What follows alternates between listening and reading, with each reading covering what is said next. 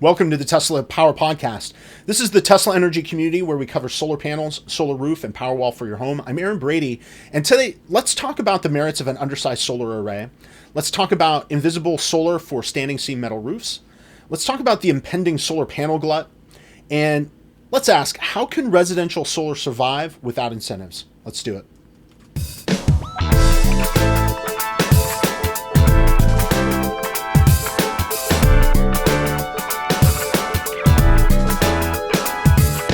So as per usual, we'll kick off the pod with community input, and you can participate in several ways. You can leave a link below. You can leave a comment below. You can also call 203-816-5150, or you can email teslapowerpodcast@gmail.com. Of course, for the bold and ambitious, record an unlisted video question in the YouTube app, and then send me a link so I can put your video question in the show. First up, we've got Frosty GT. He is encouraging me to get squeaky. Let's read his comment. Quote, you need to be a squeaky wheel with your Tesla project advisor, your utility provider, and your lending institution if you still haven't gotten your PTO. It does help. End quote. And it definitely helps. I mean, you and Kevin have been proof of that. My weak attitude, it's a result of being able to use the system even though I don't already have PTO. I am a little nervous about the consequences, I'm not going to lie, but it'll be interesting to see how it affects the project overall and ultimately getting PTO, if it has any consequences at all. Since my project had been reset, you'll remember it got reset because we had to negotiate on price a bit. This was right during the price change, and we had added a Powerwall, which messed up our whole order. But since it got reset in the Tesla, my Tesla account, I no longer have a project advisor assigned with my Tesla account. So my original project advisor had been laid off anyway. And then my project manager, you might remember, had also been laid off. In fact, the entire position was eliminated in Tesla Energy in the middle of my project last year. And that left me with a couple of numbers just to text people that I hadn't even met. So it's not a great place to be for sure. So what I would say, the best thing that has happened for me since has been the solar roof hotline. And that was a tip that was provided by the community here. And I have that hotline number in the notes of every single show. It's been the best tool for me to progress this issue. And the last, or at least the latest, is that the witness test is going to be rescheduled in the next couple of weeks. So mission accomplished without too much squeaking. I'm kind of lazy that way, I guess. But of course, it's been almost a year. I definitely take your point that it could have been way shorter, this wait. It would have been way shorter if I had just been more proactive. So thanks for the nudge. All right, next up. We've got Dwight Adams. He asks if Stephen Green might be onto something. Quote, I wonder if Stephen Green might have the best solution by installing an undersized solar system, 4 kilowatts, with batteries.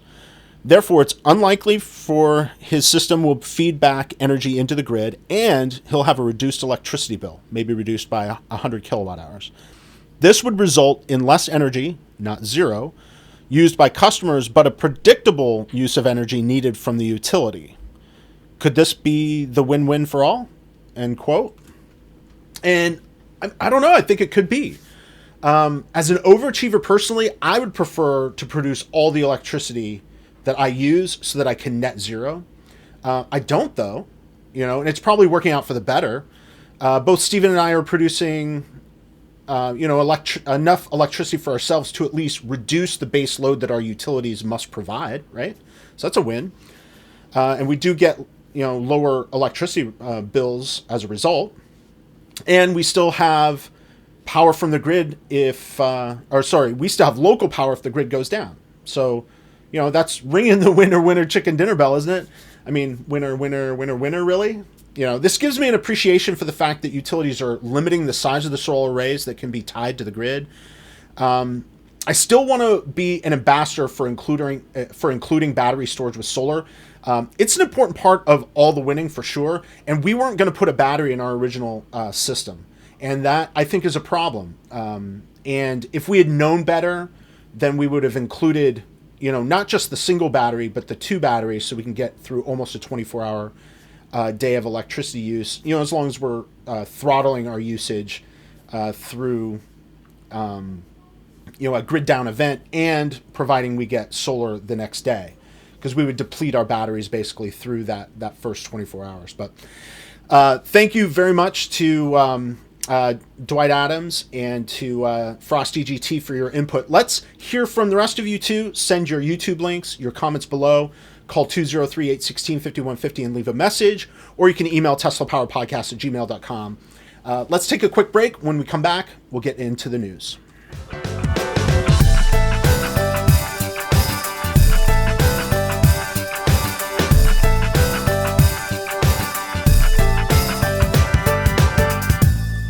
So, Solar Flare magazine touts a new solar option that's nearly invisible. Let's read it. Quote, Sunflare's Powerfit20 is a light, thin, flexible, and nearly invisible solar panel that lies flat on a metal standing seam roof, nestling in between the seams. These modules are for those architects and builders who value the power of aesthetics as well as the power of the sun. I see what they did there, end quote. That's pretty great.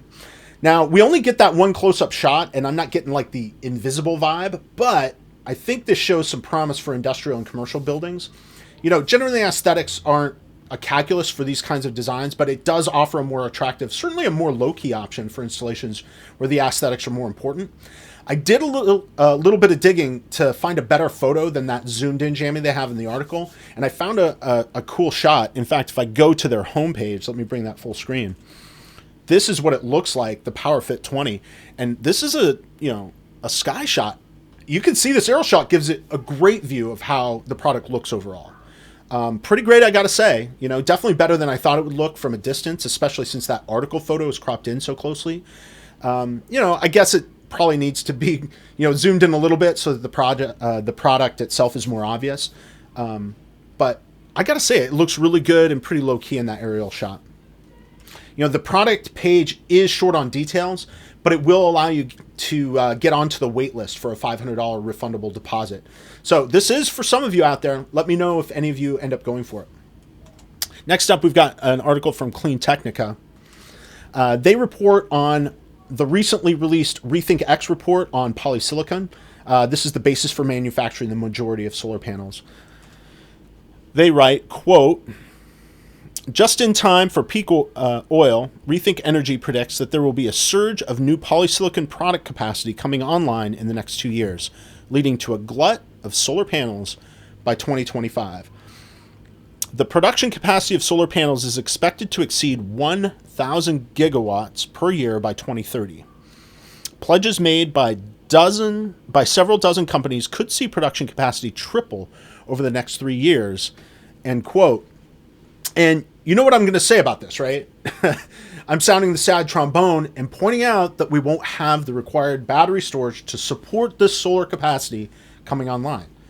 The glut will be great news for solar prices, though, right? Oversupply will push prices down just as incentives are starting to run out. I've been a bit of a critic of these incentives, but if we redirect them from solar and put them into battery manufacturing capacity, we'll probably end up in a pretty great place in the end, where solar's cheap, batteries are cheap, and our grid is more renewable than ever. Let's read the next story. This one's from Connecticut Insider. They report that the solar incentive story is changing in my home state of Connecticut as well. Let's read it. Quote, 3 years later, Coventry is still waiting, not for the solar panels. Coventry hasn't even gotten that far. They're just waiting to be considered, as are 70 other municipalities, state-owned facilities, and agriculture sector operations that are eligible for the state program Coventry applied to, known as virtual net metering, or NMV, end quote. So virtual net metering is new to me. I found an article on Energy Sage that explains it here. Let's pull it up. Full screen, quote, virtual net metering, right here, VNM, is a bill crediting system for community solar. It refers to when solar is not being used on site, but is instead externally installed and shared amongst subscribers. In this case, you receive credits on your electricity bill for excess energy produced by your share of a solar garden, end quote. I'm putting all of this together now, right? So we've covered several articles on community solar projects that are aimed at low-income residents that wouldn't otherwise have access to solar incentives. Virtual net metering is that billing mechanism that is paired with those projects. So got it, right? It's interesting how these solar incentives muddy the waters and slow the installation of the renewable resource, though. That kind of sucks, right? This article is really just documenting that frustration the applicants feel as their project is delayed and basically indefinitely just waiting on the approval process. From my perspective, it'd be faster and simpler if the community project was simply, accounted for independently. We don't need like a government incentive to get it done, right? Just accept the value of the electricity that's generated and, pay them for the electricity that's generated. I get that it's not going to be as high as it would be with net metering, but, and you knew this was coming, if this were an incentive for battery storage instead, the community input or the community project could show value for its contributors by load shifting or participating in demand response events. I mean, that's a lot better, right? And it would be a net contributor to stability for the grid as well, and sustainability of the wider electrical grid. So a lot to think about, but very cool to put those different pieces together. I hadn't really done that for myself yet. All right, next up, we've got one from Ars Technica. They asked the core question raised by renewable energy advocates everywhere, quote, renewables are... I didn't go that far down, did I? Renewables are? Should be way up here. Oh, renewables are cheaper than ever. Why are household energy bills only going up? It goes on to say, internationally traded...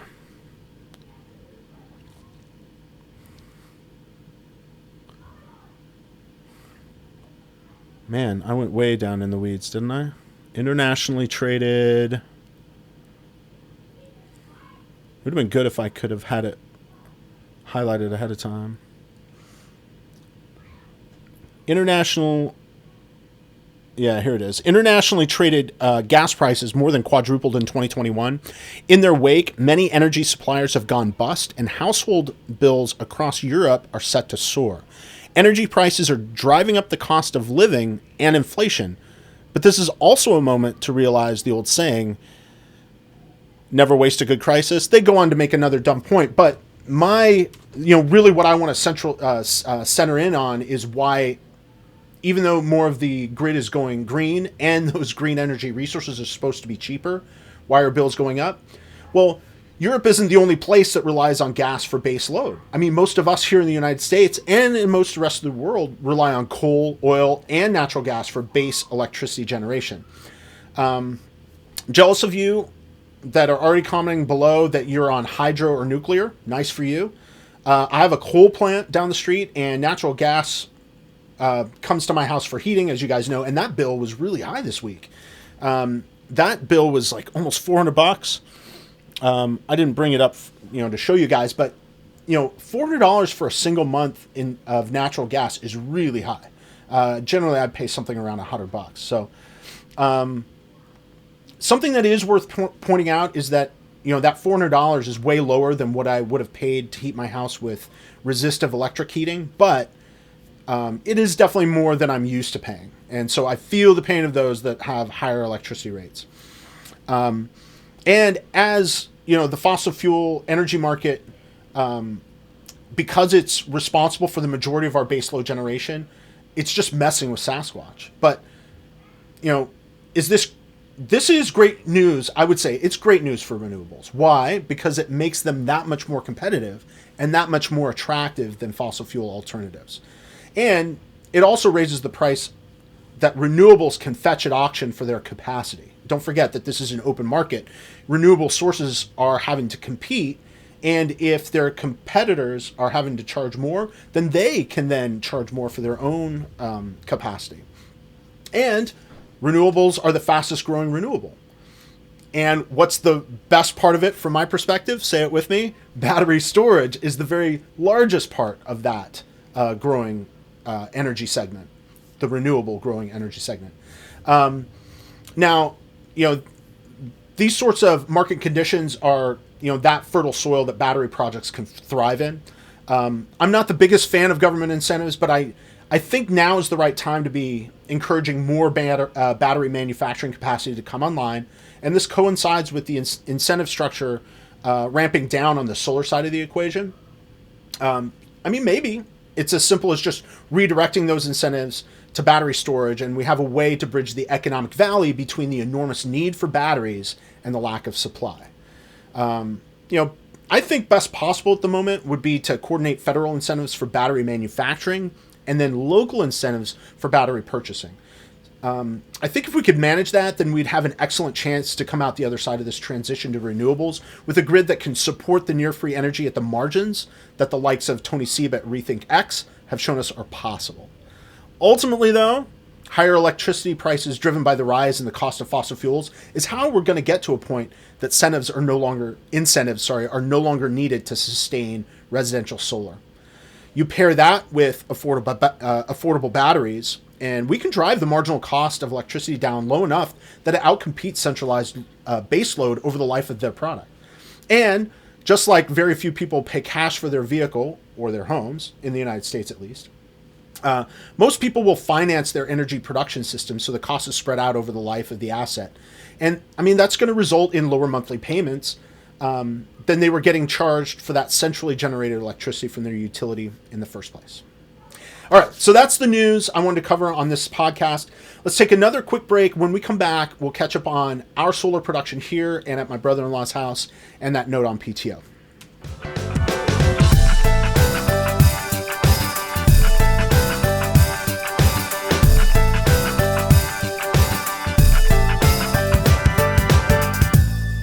So let's do that check-in. I just want to get my phone broadcasting, and we can bring it up, I believe, here. And I see it is now mirroring, which is great. So we see Brady Manor is pulling a little bit from the battery and some from the solar roof. We're not generating a ton today. You can see today we're making about...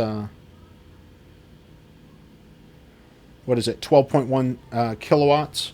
12.1 kilowatt hours from the roof. It is snowing a little bit outside, so there's overcast skies, so we're not getting that beautiful curve that we would often see. But if we look back in the last couple of days, 32 kilowatt hours we generated yesterday, and then 20 the day before. So we're getting into these nice longer days. So this was that beautiful curve I showed you on the last podcast. Just nice. But overall, let's just look at this month, how much we're doing. So far for the month, almost 450 kilowatt hours. And if we compare that, of course, with my brother-in-law's system, he's got his, out of the snow. So you can see here, this is his weekly numbers. He had nothing at the beginning of the week because of that snowfall. Very little generated over the next 2 days because the snow was still covering his roof. But then he really leapt into action, later in the week. His solar curve is very similar to mine because, again, he's just down the street. So you see that nice high production earlier, and it's really been cut back, later in the afternoon as the overcast clouds have covered and it started to snow just a little bit. But as it comes back around to show us those weekly numbers, you can see his highest production there at 35 kilowatt hours. Not today, but yesterday. I mean, that is monster production. So good for him. Pretty excited for him. Month-wise, what's he at? He's at 350 this month, and I'm at 450. So we're about 100 kilowatt hours ahead of him because of the snow that's been covering his panels. But all in all, he'll be way ahead of us later in the year.